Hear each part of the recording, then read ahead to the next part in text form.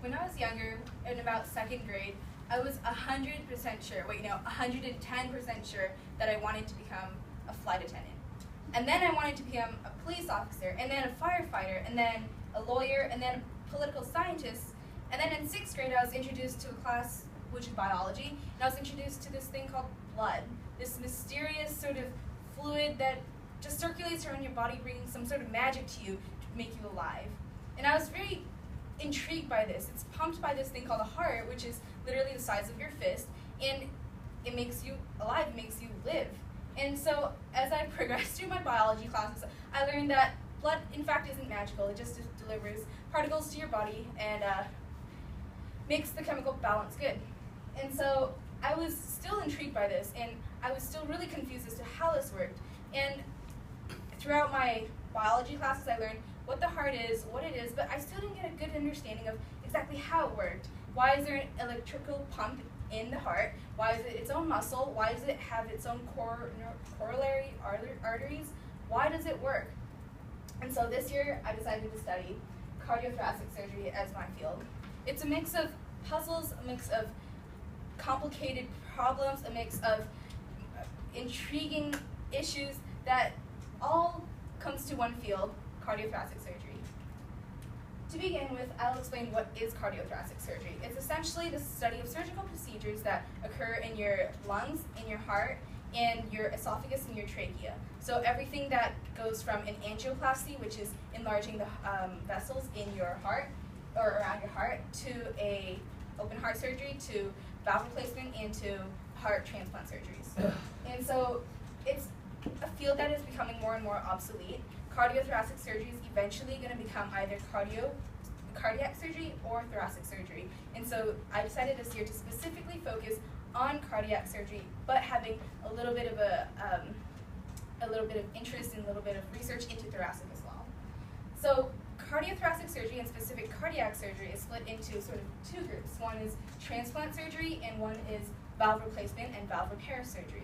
So transplant surgery can vary anywhere from your lungs to your esophagus to your trachea, essentially taking the organ from a donor and putting it into a recipient. That sounds a little simple, but it's a lot more complicated. Then you have the valve replacement repair surgery, where it's the repair of your valves. Your valves are essentially flaps in your heart that move the blood, that control the movement of your blood. So it's controlled by 4 valves: your aortic, your tricuspid, your pulmonary, and your mitral valve. And these 4 valves are extremely fragile to a certain extent. And as many people get older, their valves start to get worse and worse and deteriorate. And so this sort of surgery is extremely important for elderly people. Moving on, I'll explain a little bit about my research assessments. I came into ISM with the misconception, thinking that I could link immunology and cardiac surgery together. I spent 4 research assessments trying to find a link and finding minute details like specific cells, specific subset of a specific cell, trying to link that to cardiac surgery. And I spent 4 research interviews researching these issues and researching the diseases such as atherosclerosis and such as transplant immunology. But at the end of the day, I realized there is no way that immunology or immunotherapies can specifically combat diseases that cardiac surgery requires. And so that I spent for a majority of my research assessment, and so now for my future research assessments, I will be studying surgical procedures, the changes, the evolution, and the success rate of these procedures. Moving on, I'll explain a little bit about my research interviews. I had 5 research interviews, 2 at UT Southwestern, 2 at Children's Medical, and 1 at Baylor Heart Hospital. Now, these research assessments research interviews were quite hard to come along. There were endless phone calls, endless emails, endless times in the waiting room. They were extremely hard to get. And doctors are extremely busy, I totally understand. So all the information I got was very specific and very beneficial to my research. Each doctor had a specific sort of specialty that they specialized in, and so each doctor I was able to achieve some sort of research that was at a completely different aspect. My first research interview was with Dr. Matthias Peltz. He is a transplant surgeon at UT Southwestern. my interview with him mostly focused on the research aspect of cardiothoracic surgery. I asked him, what is the research that you do? And he explained, from his college years to now, he's been researching heart and lung preservation technique. As you can see to your left, there's a red box. Essentially, how that works is it's a drink cooler. It's insulated. You put ice, you put ice back onto it, and it lasts about 4 to 6 hours. With the demise of the amount of people who are willing to donate their organs, this sort of technique is becoming more and more obsolete and more ineffective. So his research specifically focused on ways that you can improve chemicals, improve containers to prolong this 4 to 6 hour waiting period. And so, as you can see to the figure on your right, it's a white box. It's called a transmedic. Essentially what it does is it's a simulation of the thoracic cavity. So you take the organ from the donor and then you put it into the white machine, and what it does is it continues pumping the blood and continues using the lungs and expanding and contracting it, and it simulates the environment in your thoracic cavity so that you can transport the heart and lungs even longer. However, this sort of technology is extremely expensive and not all hospitals can afford it. So Dr. Peltz is still researching with his team to find ways to preserve the hearts, preserve the lungs, and preserve the organs better. Moving on, my interview with Dr. Harrington was at Baylor Heart Hospital in Plano. I had the opportunity to speak with this doctor, and she's one of the most well-known doctors in the area because of the TAVR procedure, as you can see there. So it's a transcatheter aortic valve replacement surgical procedure. Essentially what it is replacing your aortic valve, which is one of the most essential valves in your heart to pump all the blood around your body. And so the traditional AVR procedure, which is the aortic valve replacement surgical procedure, is an open heart surgery, and that requires for a patient to be healthy, to have a strong immune system, to bounce back right from their open heart surgery, and that's unfortunately not feasible for every patient. And so what Dr. Harrington does is the transcatheter procedure, which she takes sort of a instrument sort of like an angioplasty and goes through your femoral artery, which is around your groin area, and does a procedure like that. So her procedure specifically focuses on elderly patients and patients who are unable to have real open heart surgery.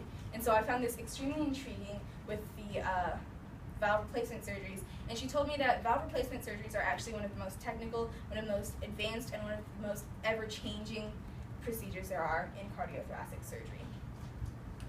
Moving on, I had an interview with Dr. Joseph Forbes, who works at UT Southwestern, and his focus is on, as you can see, hypoplastic left heart syndrome. So he's at UT Southwestern's Children's Medical Center, in which he focuses on children with congenital diseases. Hypoplastic left heart syndrome is when an infant has an underdeveloped left side of the heart. So as you can see from the two different cavities, the valves are significantly shrunken or significantly smaller on the left side. And so this sort of disease requires 3 different procedures, and it requires for infants to obtain less oxygen, so they're essentially in an oxygen-controlled environment at all times to control the respiratory system so that they don't overwork their heart and so that their heart doesn't become even more deteriorated due to the disease. Moving on to Dr. Christine Gillisarian. She is one of the most influential people I've ever talked to so far. She is a doctor at UT Southwestern's Children's Medical Center, and she specifically focuses on heart transplant surgery. Dr. Gillisarian, my interview with her was not technicality filled. It wasn't filled with jargon. It wasn't filled with, this is what doctors do, this is why we're so great, we spend so much time with this. Her interview was meaningful. It was why doctors practice medicine. So I asked her, why pediatric cardiothoracic surgery? And she says, as you can see from there, I give children the opportunity to live a lifetime. So, as I mentioned, cardiac surgery usually occurs for elderly patients who have deteriorated hearts and valves, but they only live about 2 or 3 years after their surgical procedure, which is a long time, definitely, but Dr. Gillisarian explained to me she gives children the opportunity to live 50, 60, 70 years with just one heart transplant surgery, and that's why she is a cardiothoracic surgeon.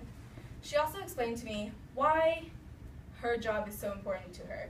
Not only does she give children the opportunity to live a lifetime, but also she also is very compassionate, and she's also very passionate about her work, and it's also one of the hardest fields there is to study, and that's why she does it. She loves challenges, as do I, and so I have decided that Dr. Gillisarian was by far my favorite interview. This leads me to my conclusion and my quote, which states, "My mission in life is not merely to survive, but to thrive, and to do so with some passion, some compassion, some humor, and some style," by Maya Angelou. So doctors are traditionally known, and there's even a social stigma that doctors are these cold-hearted people that they do their surgical procedures and walk out right away. But that's in fact wrong. As seen by Dr. Gillisarian's interview, she's warm and compassionate, and she cares so much about her patients. I'll tell you a little bit of a story that happened just a few weeks ago. I told a family friend that I was going to study cardiothoracic surgery, and I hopefully will become a cardiothoracic surgeon. And she told me, "You have too much personality to do such thing." Now, this was, I would say, it left me speechless, definitely. And so my quote here reflects exactly how I feel about this. I could do such surgery without having to become a cold-hearted surgeon and whatnot, and to do so with some humor and to do it with some style, and not only to have compassion, but passion about the subject as well.